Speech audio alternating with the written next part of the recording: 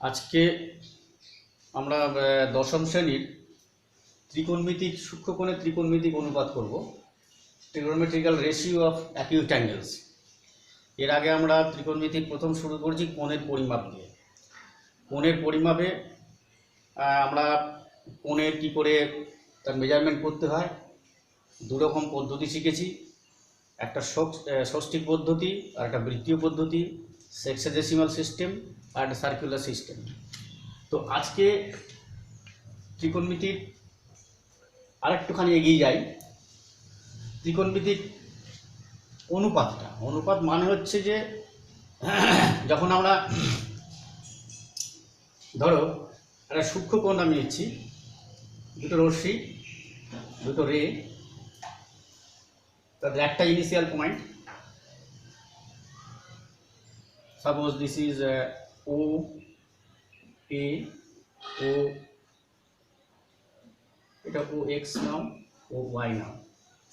এই দুটো রে, দুটো একটাই প্রারম্ভিক বিন্দু, সেখান থেকে দুটো নির্গত হয়েছে এবং এই কোণটা সূক্ষ্মকোণ তৈরি হয়েছে। এই সূক্ষ্মকোণটা এর আগে আমরা কোণের কীভাবে রিপ্রেজেন্ট করতে হয় সেগুলো শিখেছি। ধরে নিচ্ছি এটা থিটা। এবার এর এই অন্তিম অবস্থান ও ওয়াই উপরের যে কোনো বিন্দু নিলাম এ, সেখান থেকে পারপেন্ডিকুলার ড্র করলাম অন এক্স, মনে করো এটা বি।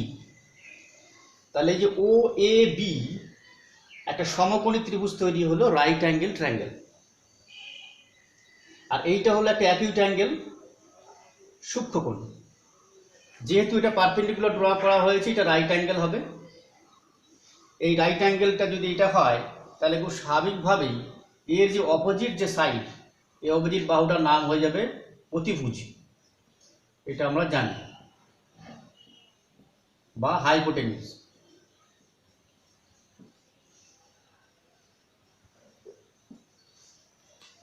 যেটা অ্যাকিউট অ্যাঙ্গেল রয়েছে থিটা, এর যে অপোজিট সাইডটা রয়েছে সেটা আমরা বলবো থিটার অপোজিট সাইড, অর্থাৎ থিটার বিপরীত বাহু, থিটা কোণের বিপরীত বাহু,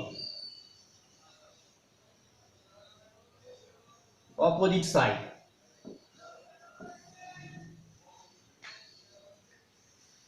আর একটা সাইড বাকি থাকলো, সেটা হচ্ছে ওবি। এটা বলবো থিটা কোণের অ্যাডজাসেন্ট সাইড বা সংলগ্ন বাহু। এটা থিটা কোণের সংলগ্ন বাহু।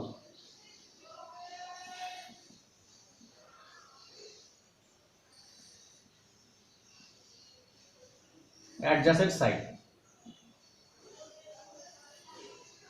এখন এই যে ও এ বি, এই যে রাইট অ্যাঙ্গেল ট্রায়াঙ্গেলটা তৈরি হলো, ও এ বি, এর মধ্যে এই কোণটার 6 রকম কোণানুপাত শিল্প। কিরকম? এই রেশিওগুলো হবে সাইড, অর্থাৎ বাহুর অনুপাত দিয়ে। সেটা হচ্ছে যে এই এ ও বি কোণ, এই কোণটা আমরা বলেছি থিটা।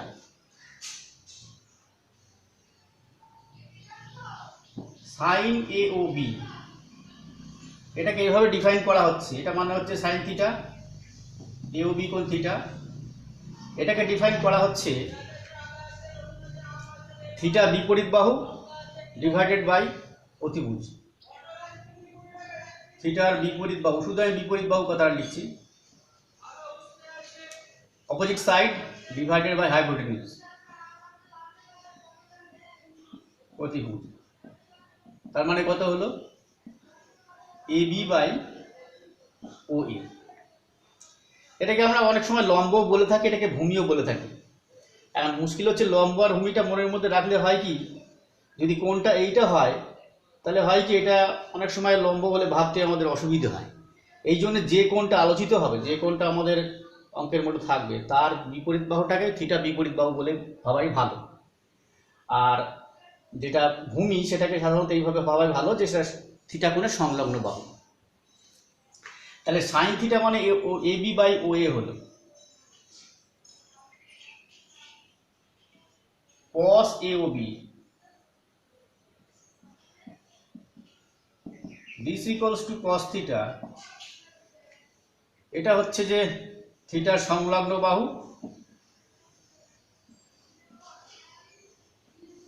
ডিভাইডেড বাই হাইপোটেনিউস বা অতিভুজ। এভাবেই একে ডিফাইন করা হলো, OB by OA। tan AOB tan theta, এটা হবে বিপরীত বাহু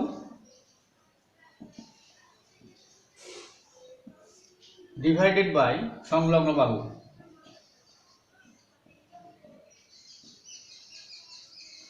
লম্ব বাই ভূমি AB by OB।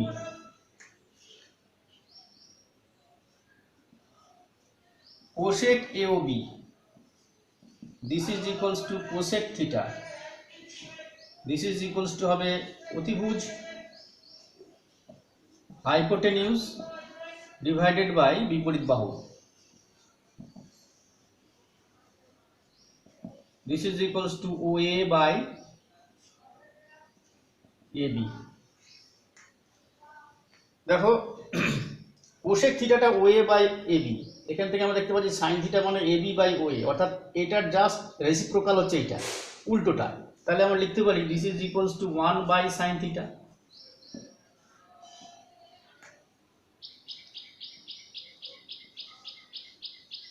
Sec AOB, sec AOB মানে হচ্ছে সেক থিটা, এটা হবে অতিভুজ হাইপোটেনিউস ডিভাইডেড বাই সংলগ্ন বাহু adjacent side. This is equals to হচ্ছে OA ডিভাইডেড বাই OB। খেয়াল করো cos থিটা মানে হচ্ছে OB বাই OA, আমরা এখানে sec থিটা যে ডিফাইন করা হলো সেটা হলো OA বাই OB, অর্থাৎ রেসিপ্রোকাল অফ দিস। তার মানে এটার উল্টোটা সেটা হচ্ছে 1 by cos theta. Now cot theta, cot AOB, this is equals to cot theta, এটা হবে সংলগ্ন বাহু ডিভাইডেড বাই বিপরীত বাহু।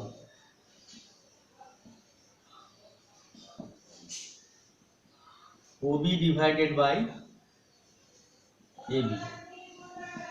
খেয়াল করো tan theta AB by OB, cot থিটাকে ডিফাইন করা আছে OB বাই AB, অর্থাৎ এর উল্টোটা। So this is equals to হচ্ছে 1 বাই tan থিটা। এইভাবে সংজ্ঞায়িত করা হলো। অ্যাকচুয়ালি এই সাইনটা হচ্ছে যে SINE এর প্রথম তিনটে লেটার নিয়ে সাইন কথাটা করা হয়েছে। এটা হচ্ছে কোসাইন, কোসাইনের প্রথম তিনটে কস নেওয়া হয়েছে। খেয়াল করবে এগুলো এসটা বড় হাতের, সিটা বড় হাতের, কিন্তু এখানে যখন আমরা লিখবো সাইন থিটা বা cos theta, tan theta, cosec theta, sec theta, cot theta, এর প্রথম যে লেটারটা আছে সেটা কখনোই কিন্তু বড় হাতের লিখবে না, সবসময় ছোট হাতের লিখবে। এস লিখতে গেলে সমস্যা হয়, ছোট হাতের না বড় হাতের, কিছু অসুবিধে নেই। এস যখন লিখবে আইটা সমান করে লিখলে পরে SIN, আইটা তো ছোট হাতের, এনটাও ছোট হাতের, এদের সমান মাপের যদি এস লেখো তাহলে পরে হয়ে যাবে সেটা ছোট হাতের, অসুবিধে নেই। এই ট্যানটা হচ্ছে ট্যানজেন্ট, ট্যানজেন্টের প্রথম তিনটে নেওয়া হয়েছে। কোসেকটা নেওয়া হয়েছে কোসেক্যান্ট, প্রথম তিনটে নিতে গেলে তো কসের সঙ্গে মিলে যাবে, তাই পরে আর দুটো নিয়ে নেওয়া হয়েছে কোসেক। এটা হচ্ছে সেক্যান্ট, যা প্রথম তিনটে নিয়ে নেওয়া হয়েছে। এটা কোট্যানজেন্ট, কোট্যানজেন্ট প্রথম তিনটে কট। এগুলো সব আবার বলছি, এগুলো সব প্রথম যেগুলো সেগুলো সব ছোট হাতের, সব ছোট হাতের দেবে, কখনোই বড় হাতের নয়। তো এইভাবে এই ছখানা ট্রিগোনোমেট্রিক্যাল রেশিও আমরা শিখলাম। রেশিও মানে কি? সাইডের রেশিও, বাহুগুলোর অনুপাত দিকে এগুলোকে ডিফাইন করা হয়েছে। এখন মনের মধ্যে এই সংজ্ঞাগুলো একদম পুরো গেঁথে নিতে হবে। সাইন থিটা মানেই হচ্ছে বিপরীত বাহু বাই অতিভুজ, কস থিটা মানে সংলগ্ন বাই অতিভুজ, ট্যান থিটা মানে বিপরীত বাহু বাই সংলগ্ন বাহু, কোসেক থিটা মানে হচ্ছে অতিভুজ বাই বিপরীত বাহু, সেক থিটা মানে হচ্ছে অতিভুজ বাই সংলগ্ন বাহু, কট থিটা মানে হচ্ছে সংলগ্ন বাহু ডিভাইডেড বাই বিপরীত বাহু। এবং সেই হিসেব করে আমরা দেখলাম যে সাইন থিটা মানে 1 by cos theta cosec theta, sine theta মানে 1 বাই কোসেক থিটা, আবার কোসেক থিটা মানে 1 বাই সাইন থিটা। এখান থেকে আমরা এটাও লিখতে পারি যে কোসেক থিটা, এটা তো কোসেক থিটা লিখলাম, sine theta, sine theta is equal to 1 by cosec theta. এখান থেকে আমি লিখতে পারি cos theta is equal to 1 by sec theta, একটা এক অনন্য। এখান থেকে লিখতে পারি tan theta is equal to 1 by cot theta. এখান থেকে আরো একটা জিনিস পেতে পারি, সেটা হচ্ছে দেখো tan theta is equal to পেয়েছি ab বাই ob,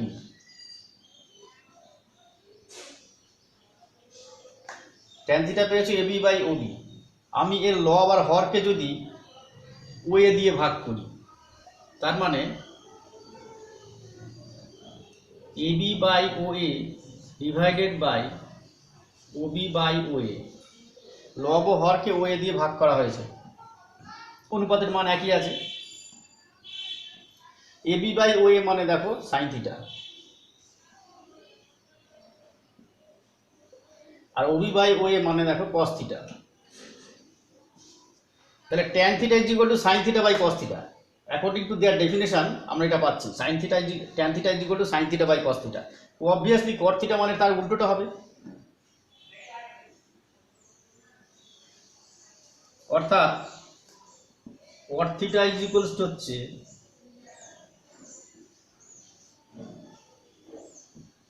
করে দেখো, তাই হচ্ছে।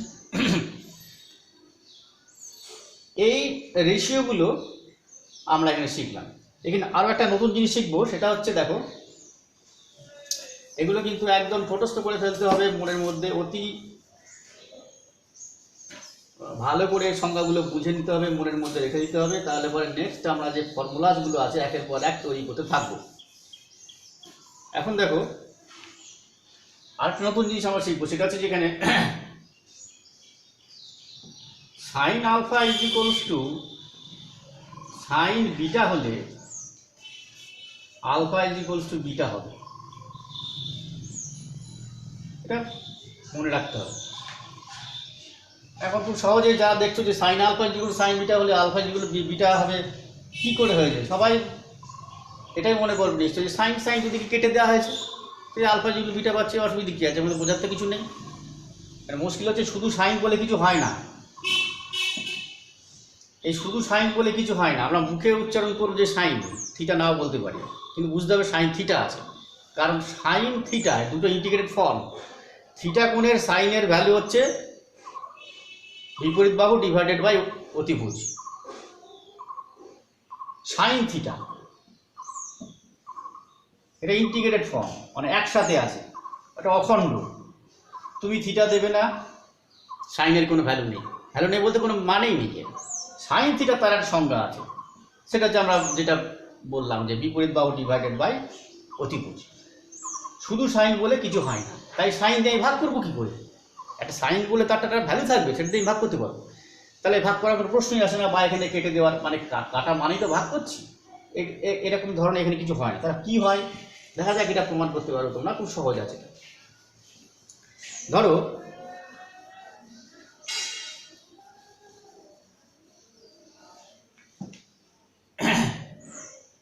একটা সূক্ষ্মকোণ ধরে নাও এ বি সি, এই কোণটা আলফা। আর একটা সূক্ষ্মকোণ ধরে নাও বিটা, পি কিউ আর। এটা আলফাটা সূক্ষ্মকোণ, বিটা আর একটা সূক্ষ্মকোণ। তো এদের সাইন আলফা যেগুলো সাইন বিটা আমার দেওয়া আছে, given that sin alpha is equals to sin beta, তো ট্রায়াঙ্গেল এসিবি থেকে সাইন আলফা আমি কী পাবো? এইমাত্র আমরা ডেফিনেশন দিলাম, সেটা হচ্ছে যে অপোজিট সাইড, আলফার opposite side divided by hypotenuse. এইটা তো রাইট অ্যাঙ্গেল, এটা রাইট অ্যাঙ্গেল, তা এর অপোজিট সাইড যেটা সেটা অতিভুজ হবে। তাহলে সাইন আলফা মানে এই ট্রায়াঙ্গেল থেকে পাবো, কারণ এখানে তো আলফা এখানে আছে, এখানে তো আলফা নেই, এখানে আলফা আছে। তাহলে সাইন আলফা হবে এবি বাই এসি। তাহলে AB divided by AC is equals to sine beta মানে কি হবে? P Q by R. ঠিক আছে, সুতরাং এবি বাই পি কিউটাকে এদিকে নিয়ে এসো। AB by P Q is equal to AC by ইয়ার। এইটাকে ইজ ইকুয়ালস টু কে, শূন্য নয়, এটা ধরে নাও। তাহলে এবি ইজ ইকুয়ালস টু পাচ্ছ কে ইন্টু পি কিউ, আর এসি ইজ ইকুয়ালস টু পাচ্ছ K into P R. AB by P Q is equals to K, তাহলে AB is equals to K into P Q. AC by P R is equal to K, তাহলে AC is equals to K into P R. এখন দেখো BC is equals two কি পাচ্ছি না এই ট্রায়াঙ্গেলে? BC is equals to হচ্ছে অতিভুজ স্কোয়ার মাইনাস রুট ওভার অতিভুজ স্কোয়ার মাইনাস লম্ব স্কোয়ার মানে AB square, AC square minus AB square. AC square মানে কত? এখানে কে স্কোয়ার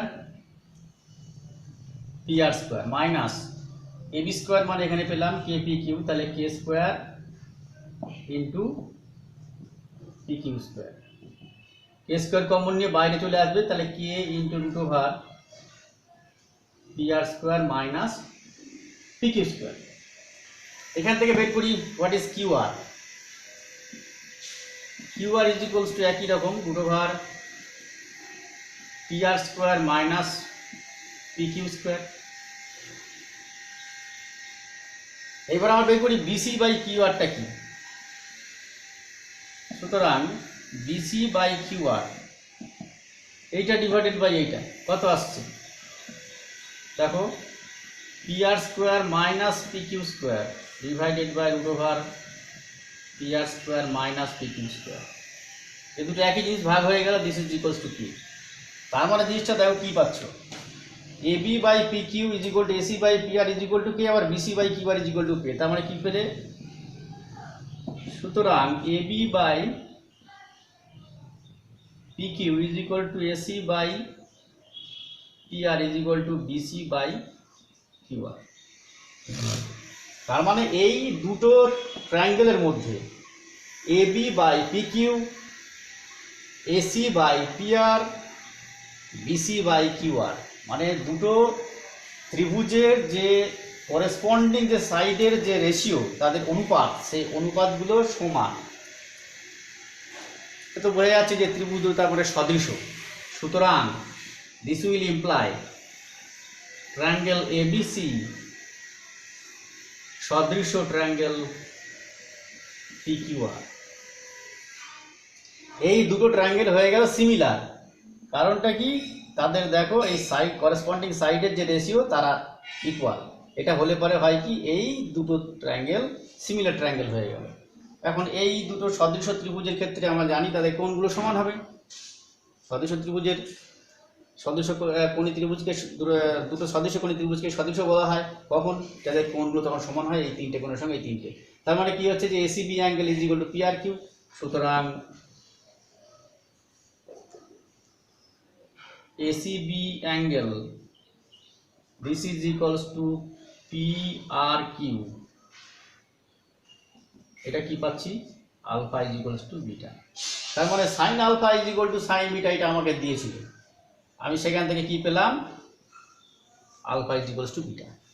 এইভাবে কিন্তু প্রমাণটা হলো। প্রমাণটা খুব সহজ, নিশ্চয়ই বুঝতে পেরেছো। যদি অসুবিধা হয় আমাকে বলবে। Sine alpha is equal to sine beta হলে পরে alpha is equal to beta হয়। সাইন সাইন কাটতে লাগে না, কারণ সাইন বলে কিছু হয়ই না, সাইন বলে কোনো ভ্যালুই নেই, সাইনের কোনো মানেই নেই। সাইন আলফা তারা ডেফিনেশন আছে, ওর একটা গুরুত্ব আছে। কি? সাইন আলফা মানে হচ্ছে যে ত্রিভুজের ওই কোণটা বলা হবে সূক্ষ্মকোণ, তার বিপরীত বাহু ডিভাইডেড বাই ওই ত্রিভুজের অতিভুজ। এইটা হচ্ছে যে সাইন আলফার ভ্যালু। তো এইবার দেখো তার মানে ব্যাপারটা কি কীরকম আসছে। ধরো তোমাকে এরকম দিল, একটা জিনিস বলে দিই, সেটা হচ্ছে যে ধরো তোমাদের বইয়ে দেখবে, ধরো এরকম ধরনের জিনিস আছে, sine 90 minus theta this is equals to দেওয়া আছে সাইন 2 থিটা। এরকম ধরনের প্রচুর দেখবে অঙ্ক টঙ্ক থাকবে, খুব সোজা খুব সোজা। বলছে এখান থেকে তাহলে পরে থিটা ইজ ইকুয়াল টু কত বের করো। তো আমরা কি শিখলাম একটু আগে, sine alpha is equals to sine beta হলে পরে alpha is equals to beta হয়। তাহলে sine this is equals to sine of this, তাহলে আমি খুব সহজেই এখান থেকে লিখতে পারবো 90 minus theta is equals to 2 theta. বুঝে গেল, থিওরিটা ওই ফর্মুলাটা অ্যাপ্লাই করলাম। তাহলে এটা ওদিকে গেল 3 থিটা ইজ ইকুয়ালস টু 90 বা থিটা ইজ ইকুয়ালস টু 30, পেয়ে গেল থিটা ভ্যালু। এইভাবে অঙ্কগুলো করে ফেলতে হবে। আরও এখানে জিনিস আছে, ধরো এই জিনিসটা বলে দিই, এটা কখনো করবে না। সেটা হচ্ছে ধরো দেওয়া আছে cos থিটা 23.1 এর cos 4 নম্বরটা, cos theta is equals to হচ্ছে 7/25। তাহলে বলছে বাকি যেগুলো মান বের করো, ধরো সাইন থিটা কত, cos থিটা কত, ট্যান থিটা কত, এগুলো সব বের করতে বলেছে। এবার এখানে যে জিনিসটা বেশিরভাগ ছেলেপিলে করে, এটাই বারবার বলছি, সেটা হচ্ছে যে cos থিটা মানে অনেকেই করে যে ভূমি বাই অতিভুজ, এটা লিখবে 7/25। এখান থেকে ধরে নেয় ভূমি হচ্ছে 7, সুতরাং ভূমি 7 আর এখানে অতিভুজ 25। এটা কখনো লিখবে না, এটা তো রেশিও। এখান থেকে ভূমি 7 অতিভুজ 25 বলা যায় না, এটাকে ইজ ইকুয়াল টু কে ধরে নাও, অথবা ভূমি ইজ ইকুয়াল টু 7 কে ধরে নাও, অতিভুজ ইজ ইকুয়ালস টু 25 কে ধরে নাও। রেশিও যা আছে সেটা ইজ ইকুয়ালস টু ধরা যায় না। হ্যাঁ, এরকম যদি কেউ লেখে যে ভূমি যদি 7 ধরি তাহলে অতিভুজ 25 হবে, এটা লিখলেও একটা তার যুক্তি আছে, মানা যায়। সেখানে আমাদের ডেফিনেশনকে কেউ কাউকে টপ পাচ্ছে না। কিন্তু এখান থেকে ভূমি 7 অতিভুজ 25 এটা কখনো ধরবে না, করবে না। এখান থেকে ভূমি 7কে অতিভুজ 25কে এরকম ধরে নিও, বাকিগুলো তারপরে সাইন থিটা যেমনভাবে করা হয়, ভূমি অতিভুজ বেরিয়ে যাওয়ার পরে লম্ব বের করবে, মানে যেটা আর কি তোমার অপোজিট সাইড, সেই লম্বটা বের করে নেবে। সেটা হচ্ছে যে অতিভুজের স্কোয়ার মাইনাস ভূমি স্কোয়ার, এখান থেকে মান বেরিয়ে যাবে 25কে তার স্কোয়ার মাইনাস 7কে তার স্কোয়ার,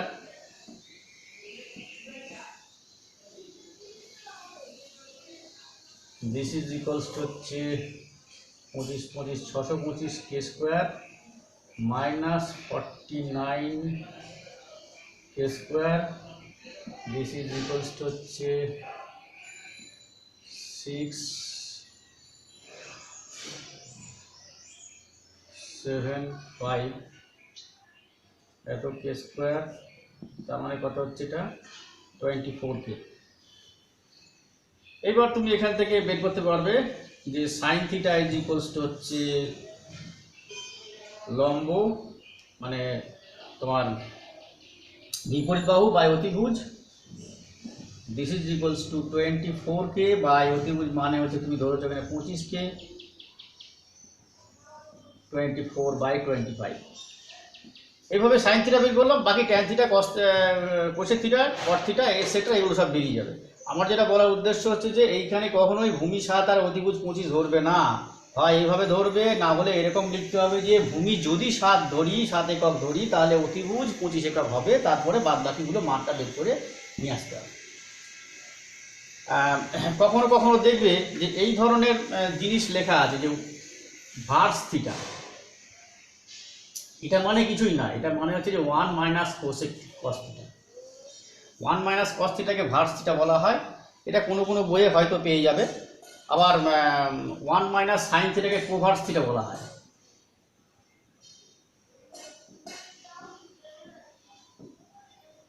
এই দুটো জিনিসও তুমি কোনো কোনো বইয়ে পেতে পারো। এর ইউজটা খুব কমই আছে,